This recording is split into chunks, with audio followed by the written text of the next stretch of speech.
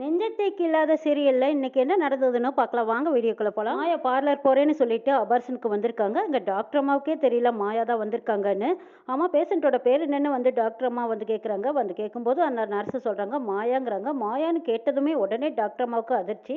அவங்க ஹஸ்பண்ட் கிட்ட கையெழுத்து வாங்கிட்டீங்களான்னு கேட்குறாங்க. வாங்கியாச்சுங்கிறாங்க. என்னது மாயாவா இந்த முடிவு எடுத்திருக்கா? மாயா அப்படின்னு கூப்பிடும்போது மாயா திரும்பி பார்க்குறாங்க. மாயா நீயா? நீ எதுக்கு இப்படி ஒரு முடிவு எடுத்திருக்க? ஏமா உன் வீட்டில் இந்த விஷயத்தை பற்றி சொல்லும்போது எல்லாருமே சந்தோஷப்பட்டாங்களே, அப்புறம் ஏன் நீ இந்த முடிவு எடுத்தேன்னு கேட்குறாங்க. எங்கள் வீட்டில் எல்லாத்தோட சமூகத்தோட தான் நான் இங்கே வந்திருக்கேன்னு சொல்கிறாங்க மாயா. அப்படியா, சரி இவங்க ஹஸ்பண்டை கூப்பிடுங்க, நான் அவங்க கிட்ட பேசணுங்கிறாங்க டாக்டர். டாக்டர் என்ன அட்மிட் பண்ணிட்டு அவர் கிளம்பிட்டாருன்னு சொல்கிறாங்க மாயா. என்னது கிளம்பிட்டாரா? டிஎன்சிக்கு அட்மிட் பண்ணிட்டு கிளம்புனாரா? அப்படின்னா அவருக்கு அபார்ஷன் பண்றது பிடிக்கல, நீ தானே தொல்லை பண்ணி கூட்டிட்டு வந்தீங்கன்னு டாக்டர் அம்மா கேட்குறாங்க. அப்படியெல்லாம் இல்லை டாக்டர், அவருக்கு ஏதோ அவசரமா வேலை இருக்குதுன்னு கிளம்பிட்டாரு. டிஎன்சி முடிஞ்சதுமே என்னை வந்து பிக்கப் பண்ணிக்கிறேன்னு சொல்லிட்டு தான் போயிருக்காருன்னு சொல்றாங்க மாயா. இல்லை இருந்தாலும் நான் எதுக்கு கௌதம் கிட்ட ஒரு தடவை நான் கன்ஃபார்ம் பண்ணிக்கிறேன்னு சொல்லிட்டு கௌதமுக்கு ஃபோன் பண்றாங்க டாக்டர் அம்மா. டாக்டர் அம்மா கௌதமுக்கு திரும்ப திரும்ப ஃபோன் பண்ணிட்டே இருக்காங்க. கௌதமோட ஃபோன் சார்ஜில் இருக்கு. ஏன் கௌதம் ஃபோன் எடுக்கலையே அப்படிங்கிறாங்க. அவங்க ரொம்ப பிஸியாக இருப்பாங்க, நீங்கள் ப்ரொசஸர் ஆரம்பிங்க டாக்டர்மா, தயவு செய்து நான் சொல்கிறத கேளுங்கன்னு மாயா அவசரப்படுத்துறாங்க. நீ கொஞ்சம் இருமா, நான் பேசிட்டு தான் வருவேங்கிறாங்க. கொஞ்ச நேரத்திலேயே கௌதமும் உள்ளே வந்து பார்க்குறாங்க. ஃபோன் அடிச்சிட்டு இருக்கு. ஃபோனை வந்து பார்க்கும்போது டாக்டர்மா எதுக்காக நம்மளுக்கு இந்த நேரத்தில் கூப்பிட்டுருக்காங்க, என்னவா இருக்கும் அப்படின்னு சொல்லிட்டு கௌதம் திரும்ப டாக்டர்மாவுக்கு ஃபோன் பண்ணுறாங்க. அப்போங்க இன்னொரு டாக்டர்மா வந்து ஒரு பொண்ணு பிரசவ வழியில் ரொம்ப துடிச்சிட்டு இருக்கா, சீக்கிரம் வாங்க டாக்டர், அவங்கள போய் பார்க்கலான்னு கூட்டிகிட்டு போயிடுறாங்க. டாக்டர்மா ஃபோனை சைலண்ட்டில் போட்டு போயிடுறாங்க. கௌதம் திரும்ப திரும்ப டாக்டர் அம்மாவுக்கு ஃபோன் பண்ணிகிட்டே இருக்காங்க. என்னது இப்போ தானே ஃபோன் பண்ணாங்க, அப்புறம் ஏன் எடுக்கல அப்படின்னு சொல்லி கௌதம் திரும்ப திரும்ப கூப்பிடுறது. அந்த பக்கமாக மதுமிதா வராங்க. அவங்க பார்த்துக்கிறாங்க. என்ன கௌதம், யாருக்கு திரும்ப திரும்ப ஃபோன் பண்ணிகிட்டே இருக்கீங்கன்னு கேட்குறாங்க. இல்லை டாக்டர் இருக்க ஃபோன் பண்ணியிருக்காங்க, நான் திருப்பி கூப்பிடும்போது அவங்க எடுக்கலைங்கிறாங்க கௌதம். மதுமிதாவுக்கு சந்தேகம் வருது. மாயாவுக்கு இந்த குழந்தை பிறக்கிறதுல அவளுக்கு இஷ்டமே இல்லை. இந்த ஃபங்க்ஷன் தேவைதானான்னு கேட்டால் காருக்கு போகும்போது அவள் திரும்பி எல்லாத்தையும் ஒரு முறை பார்த்துட்டு போனா. அவள் என்னது காரணத்துக்காக இவ்வளோ நேரம் ஆகியும் இன்னும் வரலையே, என்னவா இருக்குன்னு தெரியல, எதுவாக இருந்தாலும் சரி சந்தோஷம் செக் பண்ணி பார்க்க சொல்லலாம் அப்படின்னு சொல்லிட்டு மதுமிதா சந்தோஷ்க்கு ஃபோன் பண்ணுறாங்க. ஜீவா மாயாவுக்கு ஃபோன் பண்ணுறாங்க. ஃபோன் பண்ணால் ஃபோனே எடுக்க மாட்டேங்கிறா இந்த மாயா அப்படின்னு சொல்கிறாங்க. அங்கே எல்லாரும் ஃபங்க்ஷனுக்கு ரெடி ஆயிருக்காங்க. சரி நான் சொன்னால் கேட்குறாளா? இந்த மாயாவை போக வேண்டாம் போக வேண்டாம்னு சொன்னான், அவள் கேட்டாளா? எப்படி எல்லாரும் பேச்சு மீறி போயிட்டா பாரு, இன்னமும் வரல அப்படின்னு சொல்லி ஜீவாவோட அம்மா புலம்பி தள்ளுறாங்க. மது தனியாக வந்து சந்தோஷ்க்கு ஃபோன் பண்ணுறாங்க. நீங்கள் எங்கே இருக்கீங்கன்னு கேட்குறாங்க. ஏன் சிஸ்டர் என்ன அதான் அவசரமாங்கிறாங்க. ஆமாம் நான் சொல்கிற ஹாஸ்பிட்டலுக்கு நீங்கள் போயிட்டு வரீங்களாங்கிறாங்க. இது ஹாஸ்பிட்டலுக்கா? எந்த ஹாஸ்பிட்டல்னு கேட்குறாங்க. இல்லை கௌதமுக்கு டாக்டர் அம்மா ஃபோன் பண்ணியிருந்தாங்கன்னு சொல்கிறாங்க. அப்படி அவங்க ஏதாவது சாதாரண விஷயத்துக்காக ஃபோன் பண்ணியிருக்கலாங்கிறாங்க சந்தோஷ். அப்படி இல்லை, எனக்கு ஒரு டவுட் இருக்குது. மாயா நேற்றுலேருந்தே ஒரே டென்ஷனாக இருக்கா, இன்னைக்கு போய் ரொம்ப நேரம் ஆச்சு இன்னும் காணா, எனக்கு என்னமோ சந்தேகமாக இருக்குது, அதை குழந்தைய கழிச்சிடுவாளோன்னு பயமாக இருக்குதுங்கிறாங்க மதுமிதா. சிஸ்டர் என்ன சொல்கிறீங்க நீங்கள்? குழந்தைய கழிச்சிடுவாளோன்னு எனக்கு பயமாக இருக்குது, ஆனால் இந்த விஷயம் நீங்கள் யாருக்கிட்டையும் சொல்ல வேண்டாம், உங்கள் ஃப்ரெண்டுக்கிட்டையும் கூட நீங்கள் சொல்ல வேண்டாம், நீங்கள் என்னன்னு பார்த்துட்டு எனக்கு உடனே இன்ஃபார்ம் பண்ணுங்கிறாங்க. சரி சிஸ்டர், நீங்கள் ஒன்றும் பதட்டப்படாதீங்க, நான் போய் பார்த்துட்டு என்னங்கிறத பார்க்குறேன், ஆனால் மாயா அப்படி செஞ்சிருக்க மாட்டேன்னு தான் எனக்கு தோணுது. சரி நான் பார்த்துட்டு சொல்கிறேன்னு சொல்லிட்டு சந்தோஷ் அவசரமாக அந்த ஹாஸ்பிட்டலுக்கு போகிறாங்க. கடவுளே, மாயா அப்படியெல்லாம் எதுவும் செஞ்சிருக்க கூடாது. டாக்டர் அம்மா வேறு இருக்கவங்க தான் கௌதமுக்கு ஃபோன் பண்ணியிருக்காங்க, என்னோட சந்தேகம் பொய்யா போயிடணும் அப்படின்னு மதுமிதா அவங்க வேண்டிட்டு இருக்கிறாங்க. சந்தோஷ் அந்த ஹாஸ்பிட்டலுக்கு போனது ரிசப்ஷனில் போய் விசாரிச்சுட்டு இருக்கிறாங்க. அப்போ அந்த சரவணன் பார்த்துக்கிறாங்க. ஐயோ இது மாயாவோட அண்ணனுக்கு ஃப்ரெண்ட் ஆச்சே, இவங்க இதுக்காக இங்கே வந்திருக்காங்க அப்படின்னு அவங்க ஓடி ஒளிஞ்சு நின்று பார்த்துக்கிட்டு இருக்கிறாங்க. சந்தோஷ் மாயாங்கிறவங்க இங்கே அட்மிட் ஆயிருக்காங்களான்னு கேட்குறாங்க. இருங்க சார் பார்த்து சொல்கிறேன்னு செக் பண்ணி பார்த்துட்டு ஆமாங்கிறாங்க. அவங்களுக்கு டிஎன்சி நடந்துட்டு இருக்குது, அபார்ஷன் பண்ணுறதுக்காக வந்திருக்காங்கன்னு சொல்கிறாங்க. ஐயோ மாயா வாங்குறாங்க. ஆமாம் சார் அவங்களே தான். ஏன் சார் கேட்குறீங்கிறாங்க. ஒன்றும் இல்லை அப்படின்னு சொல்லிட்டு மாயா இங்கே தான் வந்திருக்கா அப்படின்னு கன்ஃபார்ம் பண்ணதுக்கு அப்புறமா சந்தோஷ் மதுமிதாவுக்கு ஃபோன் பண்ணுறாங்க. மாயா சந்தோஷ் தான் கூப்பிடுறாங்கன்னு உடனே வெளியில் ஓடி வந்து சந்தோஷ் என்ன அங்கே மாயா இல்லையில்ல அப்படின்னு கேட்குறாங்க. அபார்ஷனெல்லாம் எதுவும் ஆகலையில்ல அப்படின்னு கேட்டுட்டு இருக்கும்போது இல்லை சிஸ்டர் நீங்கள் நினச்சது தப்பு, மாயா இங்கே தான் வந்திருக்கா, அபார்ஷன் பண்ணிட்டாங்கன்னு சொல்கிறாங்க. இந்த விஷயத்தை கேட்டதும் மதுமிதாவுக்கு என்ன பண்ணுறதுனே தெரியல, அப்படியே இடி விழுந்த மாதிரி நிற்கிறாங்க. சந்தோஷ் இங்கே எல்லாருமே அவளுக்காக வெயிட் பண்ணிட்டு இருக்கோம், இந்த நேரத்தில் போய் இப்படி ஒரு முடிவு எடுத்திருக்காளே, எப்படியாவது அதை தடுத்து நிறுத்துங்க, போங்க உங்கள் கையில் தான் இருக்குன்னு சொல்கிறாங்க மதுமிதா. சரி நான் முடிஞ்ச வரைக்கும் போய் பார்க்குறேன்னு சொல்லிட்டு சந்தோஷ் அந்த பக்கமாக போகிறாங்க. மது நினச்சி பார்க்குறாங்க, கௌதம் தங்கச்சி தம்பிகள்லாம் குழந்தையாக இருக்கும்போது பார்த்தது இன்னைக்கு அவங்களுக்கே குழந்தை பிறக்க போகுது அப்படின்னு நினைக்கும் போது எனக்கு ரொம்ப சந்தோஷமாக இருக்குதுன்னு அவங்க சந்தோஷத்தில் ஆனந்தமாக இருந்ததை நினச்சி பார்க்குறாங்க மது. சந்தோஷ் அங்கே வந்து நர்ஸை கேட்குறாங்க. நீங்கள் யார் சார், என்ன வேணும்? அவங்களுக்கு இப்போ தான் அபார்ஷன் முடிஞ்சிருக்கு, யாரையும் உள்ள அலோவ் பண்ண மாட்டோம். ஆமாம் நீங்கள் அவங்களுக்கு என்ன முறை ஆகுதுன்னு கேட்குறாங்க. அண்ணங்கிறாங்க. அப்படியா, அவங்க இன்னும் கொஞ்சம் நேரத்தில் வெளியில் வந்துடுவாங்க, அதுக்கப்புறமா நீங்கள் கூட்டிகிட்டு போகலாம், வெயிட் பண்ணுங்கன்னு சொல்லிடுறாங்க. இதை கேட்டதும் சந்தோஷ்க்கு இன்னும் அதிரடியான ஒரு அதிர்ச்சியாக இருக்குது. மதுமிதா மறுபடியும் சந்தோஷ்க்கு ஃபோன் பண்றாங்க. மாயாவை பார்த்தீங்கல்ல, மாயா அப்படியெல்லாம் எந்த ஒரு தப்பான முடிவும் எடுத்துடலன்னு கேட்குறாங்க. சிஸ்டர் என்னைய மன்னிச்சிடுங்க, நான் வரதுக்கு முன்னாடியே அபார்ஷன் முடிஞ்சிருச்சுன்னு சொல்லிடுறாங்க சந்தோஷ். மதுவோட அம்மா ஓடி வந்து என்னம்மா மாயா கிட்டே பேசிட்டு இருக்கிறேன்னு கேட்குறாங்க. இல்லம்மா இது என்னோட ஃப்ரெண்டுன்னு சொல்லி சமாளிச்சு அனுப்புறாங்க. சிஸ்டர் நான் ஹாஸ்பிட்டலுக்குள்ள வரதுக்கு முன்னாடியே எல்லாம் முடிஞ்சு போச்சுன்னு சொல்லிடுறாங்க சந்தோஷ். ஐயோ இது எப்படி நான் உங்க ஃப்ரெண்டு கிட்ட சொல்ல போறேனோ. கௌதம் இதை கேட்டாருன்னா என்னதான் பண்ணுவார்னு எனக்கே தெரியல. எவ்வளவு ஆசையா இருந்தார் தெரியுமா. சரி சந்தோஷ் இருங்க, இப்பவே நான் அங்க வரேன்னு சொல்லிட்டு போனை கட் பண்ணிட்டு மது சோகமா போய் அங்க நிக்கிறாங்க.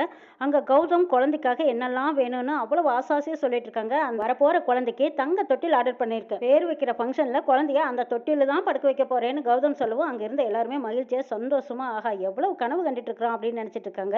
இங்க மது சோகமா வந்து நிக்கிறத கௌதம் கண்டுபிடிச்சிட்டாங்க. எவ்வளவு ஆசையா இருக்காங்க. இந்த நேரத்துல நான் எப்படி இந்த விஷயத்த சொல்லுவேன்னு மதுமிதா ஒன்னும் புரியாம நிக்கிறாங்க. மது என்ன ஒரு மாதிரியா இருக்கீங்க, என்னாச்சு உங்களுக்குன்னு கேக்குறாங்க கௌதம். ஆமாங்க நான் அப்ப இருந்து பாத்துக்கிட்டே தான் இருக்கேன், ஏனோ ஒரு மாதிரியாவே இருக்கான்னு சொல்றாங்க அவங்க அம்மா. அம்மா எனக்கு கொஞ்சம் வெளியில ஒரு சின்ன வேலை இருக்கு, நான் அதை முடிச்சுட்டு சீக்கிரம் வந்துட்டுமான்னு மதுமிதா கேக்குறாங்க.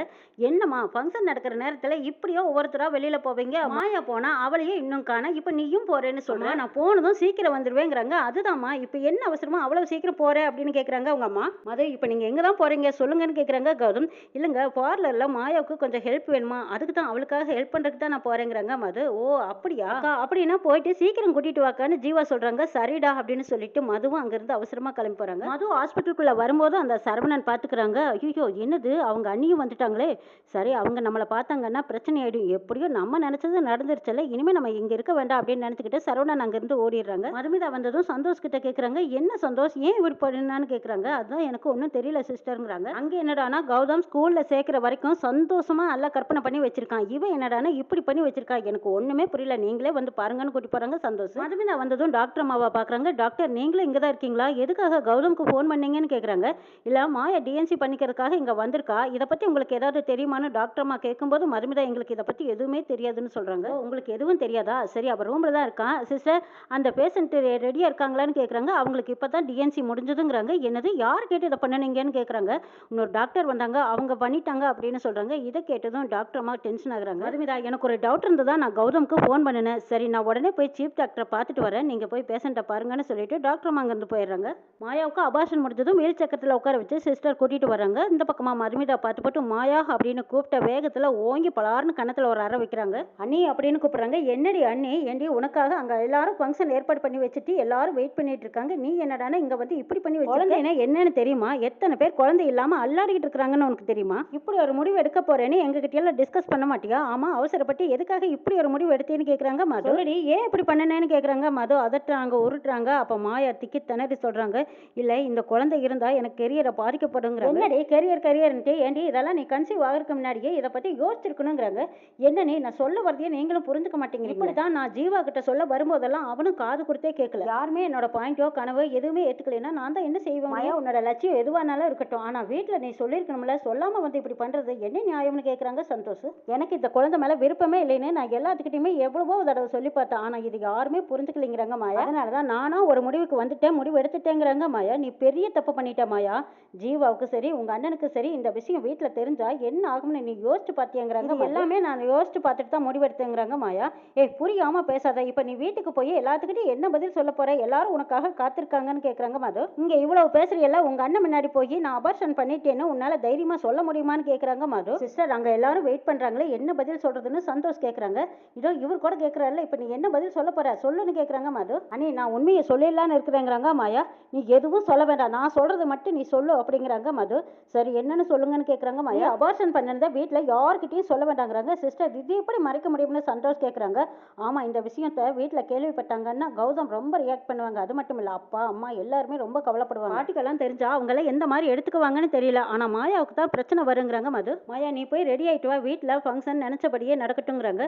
ஐயோ அண்ணி நான் இந்த நிலைமையில எப்படி ரெடி ஆகி வருவேங்கிறாங்க மாயா. மாயா ஏதாவது பேசினா பல்ல உடைச்சிருவேன், அங்க வந்து நீ எதுவும் பேசக்கூடாது, முதல்ல ரெடி ஆயிட்டு வா இப்ப போலாம் அப்படின்னு கூப்பிடுறாங்க. மது கூட்டிட்டு போய் ரெடி பண்ணி கூட்டியாங்கன்னு மது சொன்னதுக்கு அப்புறம் சிஸ்டர் மாயாவை கூட்டிட்டு போய் ரெடி பண்ணி கூட்டிடுறாங்க. இங்க வீட்டுல எல்லாருமே டென்ஷனா இன்னும் காணுமே, போனவங்களையும் காணா பின்னாடியே போனவங்களையும் காணான்னு எதிர்பார்க்கிறாங்க. என்னடா ஜீவா இவ்வளவு நேரம் ஆகியும் காணுமே, போனும் மாயா எடுக்க மாட்டேங்கிறா, சரி மது பின்னாடியே போனா மதுவும் போன் எடுக்கலையே, சரி மதுவுக்கு மறுபடியும் போன் போடுன்னு சொல்றாங்க. ஜீவா போன் பண்றாங்க, அக்காவும் போன் எடுக்கல, ரிங் ஆயிட்டே இருக்குது அப்படின்னு சொல்லிட்டு இருக்கும்போது திரும்பி பாக்குறாங்க, கார் வந்து நிக்குது, காரை விட்டு மதுவும் இறங்கி வராங்க, பின்னாடியே மாயாவும் இறங்கி வராங்க. மாயாவுக்கு மேக்கப் போட்டிருக்காங்க. அப்பாடா மாயா வந்துட்டா அப்படின்னு பாட்டி, மதுமிதாவோட அம்மா எல்லாரும் சந்தோஷப்படுறாங்க. மாயா மட்டும் ஜீவாவை பார்த்து திருட்டு மொழி முழிக்கிறாங்க. சந்தோஷோட ஒய்ஃப் கேட்குறாங்க, எங்க இவ்வளவு நேரம் எங்க போனீங்கன்னு கேட்குறாங்க. இதெல்லாம் அப்புறமா சொல்றேன், நீ கொஞ்ச நேரம் அமைதியா இருங்கிறாங்க. மதுவோட அம்மா மாயாவை பார்த்துட்டு பரவாயில்ல, இவ்வளவு நேரம் ஆகியும் நல்லா ஒர்த்தா தான் மேக்கப் போட்டிருக்காங்க அப்படின்னு பெருமிதப்பட்டுக்கிறாங்க. மாயா எவ்வளவு நேரம் இந்த மேக்கப் போடுறதுக்குன்னு கேட்குறாங்க ஜீவா. மாயா தான் வந்துட்டல, ஃபங்க்ஷன் முடியிற வரைக்கும் நீ கொஞ்சம் அமைதியா இரு, அவளை எதுக்கு எடுத்தாலும் குத்த சொல்லாதீங்கிறாங்க.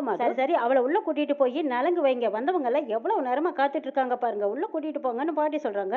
அதுக்கப்புறம் மது மாயா 2 பேரும் உள்ள போறாங்க. அபிஷேக்கும் அவங்க மாமாவும் என்னமோ ஏதோ நடக்குது, நம்மளுக்கு தெரியாம என்னமோ நடக்கிற மாதிரியே தோணுதல்லங்கிறாங்க. ஆமா மாமா, அது என்னங்கிறத நம்ம மறுபடியும் பார்த்துக்கலாம் விடுங்கிறாங்க. கௌதமுக்கு சந்தேகமா இருக்கு. மதுமிதா கிட்ட கேட்குறாங்க, ஆமா மேக்கப்க்கு ஏன் இவ்வளவு நேரம்னு கேட்குறாங்க.